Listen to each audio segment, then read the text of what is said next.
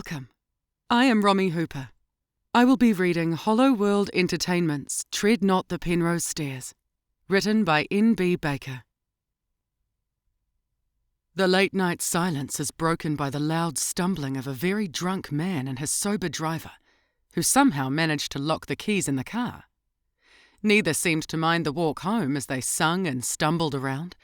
Even the sober man joined in song and stepped lazily through the street.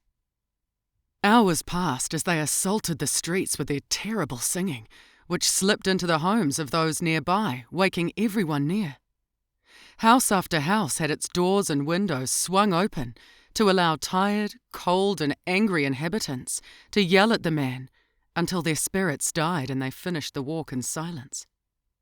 Another half an hour in silence between the two tired and cold friends before they arrived at their home. "Hey, I am sorry, Arlo. If I'd not fucked up, we would have been home hours ago." "Pfft, who even cares, ma?" Arlo stopped mid-sentence to hold back the urge to vomit. He stood staring at the ground, grasping his mouth as his body jerked forward. "But think we can get in quickly, Thaddeus, before I throw up all through the bushes?" Thaddeus got the both of them access into the building. After allowing Arlo in, he rushed to the elevator to get it started. "Elevator is out. Unless you are going to fix it, don't complain." "Well, I have shit news. Elevator's out. We have to walk, but it is only 12 floors. Think you can handle it?" Arlo gave a sickened look to Thaddeus and nodded as he walked past the elevator and started on the stairs. Arlo slowly made his way up, step by step, grasping onto the railings for extra balance. He pulled a corner to fall out of sight from Thaddeus. "Hey, look, halfway, Thaddeus. And the stairs smell nice here, kind of like roses." Thaddeus's eyes widened as he ran up the stairs to help his friend. "Don't move, or she will get you." Thaddeus ran round and round as the floors flew past him. 7, 8, 9, 8, 2. Oh God, no. She got me, but I could not smell roses, could I? Nah, this must be a joke. Someone has played with the floor signs to freak people out. Thaddeus went up and down floors, checking the floor numbers as he went, but one after another it was apparent that he was trapped in her world. Thaddeus stood there waiting, muttering to himself all the information that he knew about her. You can't fight her. You can't hide. She is above and below. Get far enough away and survive. Wait for her song, then run the other way. Okay, I have this. I can do this. I am fit. This should be easy. He stood there waiting for the song to start playing, knowing if he runs too early he might be running towards her. Silence echoed all through the stairs as Thaddeus stood, eyes closed, listening to the beat of his own heart go into overdrive. Then, from above him, he heard the singing. Without hesitation, he bolted down the stairs with all his might. 1, 2, 3 and 4, up again another floor. 5, 6, 7, 8, let me find you, seal your fate. 9, 10, I'll sing again, till this song's your final end. Thaddeus heard every word that sung out from above him. It pulled in his ears as he used all of his energy to move as far away from this demon as possible.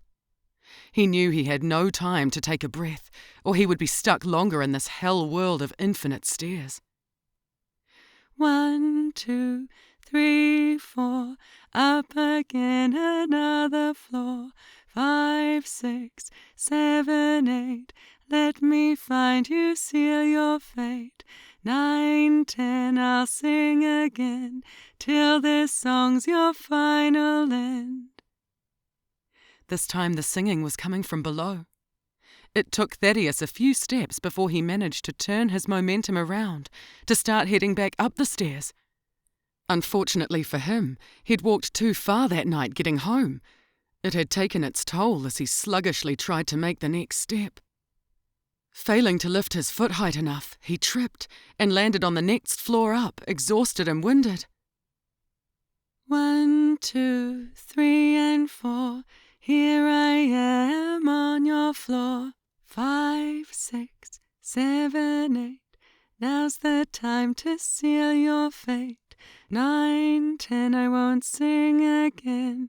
Now you'll meet your final end. Thaddeus started crying as he crawled his way to the elevator, knowing he could not beat her. He propped himself against the wall and stared down the stairs, waiting for the horror to arrive. He started to hear her footsteps approaching. She was only 1 floor away. Thaddeus readied himself for oblivion as a little girl turns the corner and starts climbing towards him. She was no older than the age of 6.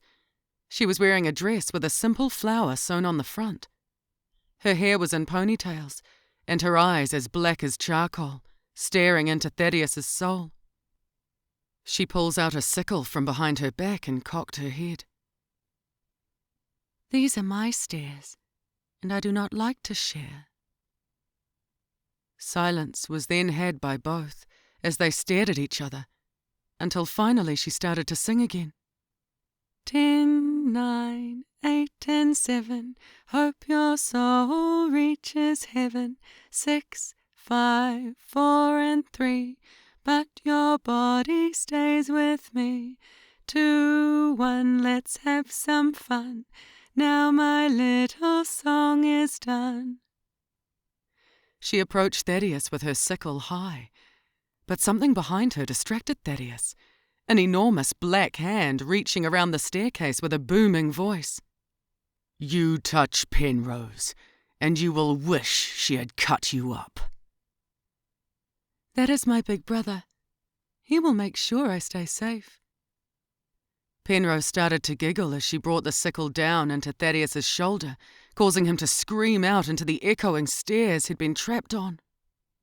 Arlo stood completely still as the smell of roses dispersed and the faint sounds of a man screaming came from above. Damn, that is annoying. Thaddeus had the keys. If you liked this, there will be another one uploaded next week. And if you don't want to wait for the audio version, you can read Hollow World Entertainment's full collection on www.enterthehollow.com. Links in the description below.